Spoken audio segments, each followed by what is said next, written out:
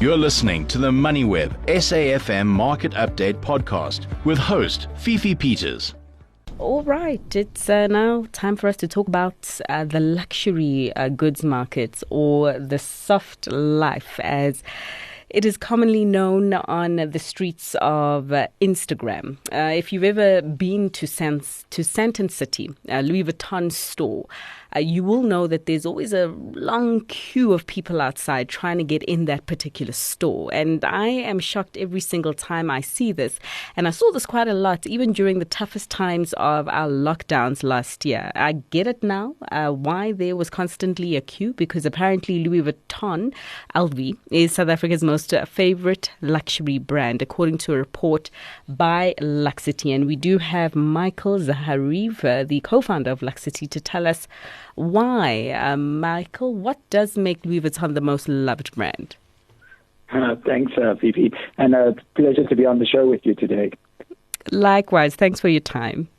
Perfect. And yeah, I mean, there's many reasons why Louis Vuitton is one of the South African loved brands. And in fact, it's the internationally most loved luxury brand right now. And they're also one of the only brands that of our top 5 list that have been presented in South Africa for a very long time.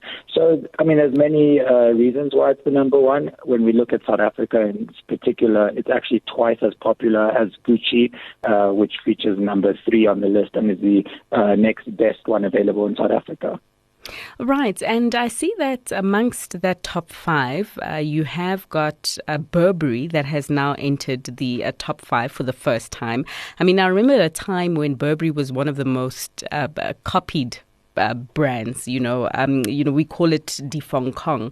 But everyone was wearing those checks that were made popular back then by, I think it was the rapper Ja Rule. But this time around, how has Burberry regained its appeal in the luxury space? Yeah, well, Burberry's been on a modernization journey internationally. Obviously, one of the things that these brands need to do often is to stay relevant. They need to keep modernizing their brand and appealing to the younger generation. So in the last 2 years, we've actually seen a new Burberry monogram print. It's become a lot more appealing. They're doing away with that check, that famous check brand. They're moving away from that to a lot more modern design. So I think that's translated nicely to the South African market as well as internationally, which has brought its appeal up globally. Yeah, I wonder if the move away from that famous check was as a result of the fact it was so easy to replicate.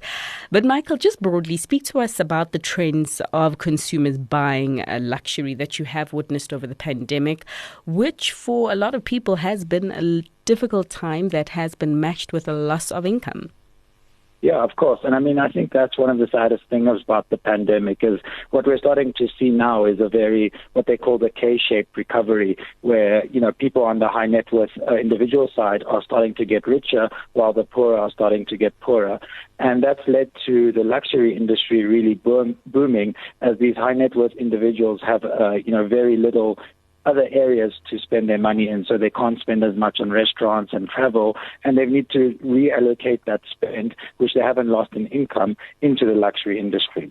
So we've seen huge growth in terms of all of these brands reporting record figures for the first half of this year, and this is translating into the second-hand goods industry, where many consumers are flocking to it because of easier access to goods, flexible payment terms, and because there has been some of the higher-end individuals that have been negatively affected by the pandemic and are selling many of their good items on the second-hand good industry of the luxury market for lower prices. Yeah, that is quite interesting. But I see that in terms of the pre-owned luxury market, it's something that's a lot more popular in developed markets.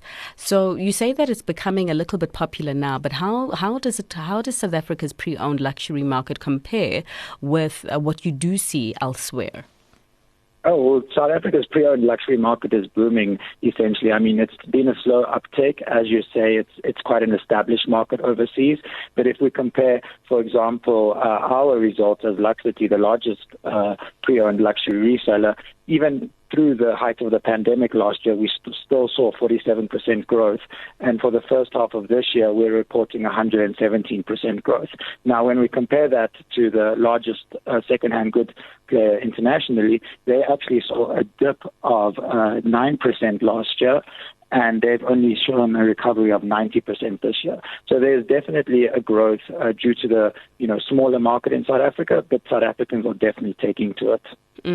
So I understand people wanting to buy luxury items for the appeal. I mean, before you'd buy, a Gucci or a Burberry or a Louis Vuitton, knowing that you are going out somewhere and you'll be seen. But just given the social distancing and the restrictions of going out, so clearly people are buying luxury for other purposes that possibly could include investments? Yes, and that's definitely something that we found and something that's growing as the market becomes more mature in South Africa. So there are certainly some pieces which definitely act as investments, specifically from in South Africa, brands like Chanel and Hermes, which aren't available in South Africa. And what we've actually seen is that the prices of these items, because they aren't available in South Africa, have been exacerbated by the fact that the pandemic has limited access to them. So we've seen Chanel, the second-hand price of Chanel grow 17.25% this year alone. And most of these items are trading at 80 to 90% of current retail. That's in the resale market, you say? Yes, exactly. So what's important to understand, I think, is a car, for example, when you buy it, as soon as you buy it, it will depreciate and it will continue to depreciate each year. But with these investment handbags, they're priced based on the current retail. So as the current retail rises at an average of 15% per year, you're getting that 15% annualized return.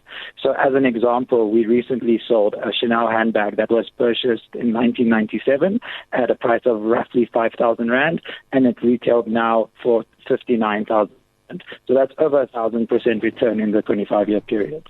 That's incredible. So essentially, I mean, these items also, if you're not looking to resell, can potentially provide you protection against a very volatile and fluctuating currency. Yes, exactly. I mean, they're one of the best currency hedges. If we actually compare the retail price of Chanel, it only grew 5.2% this year, and that's because of the currency gaining strength. And what we do at Luxity is we've been comparing the growth of a Chanel flat bag versus gold since 2008. And we've actually found that since 2018, Chanel has been pretty much exactly the return of gold or above the return of gold that it would have offered. That's a Chanel handbag. That's incredible. I always like to contrast. So we're talking about the winners now and the brands that have gained in appeal in the luxury goods market. Any losers or brands that fell out of favor? Well, we've definitely seen in South Africa during the recession, we saw Prada close, which is interesting because in terms of its popularity, Prada still features number 5 on our list. So I think there's it's difficult to say specifically if the brands are falling out of favor or if it's a specific brand strategy that's being taken. For example, Chanel, which I keep mentioning, which is the third most popular brand, doesn't have any stores in Africa. So there's a lot of intricacies in breaking down the decisions, which don't just always, break down to how popular the brand is in a certain region. Michael, thanks so much for making us a lot more wiser about the dynamics in the soft life and how potentially a Chanel bag can give you the same value creation as gold. Interesting. That's Michael Zaharif, co-founder of Luxity. You've been listening to another MoneyWeb SAFM Market Update podcast, uploaded weekdays at 7 p.m. For more MoneyWeb podcasts, go to moneyweb.co.za or the app and follow MoneyWeb News for daily updates.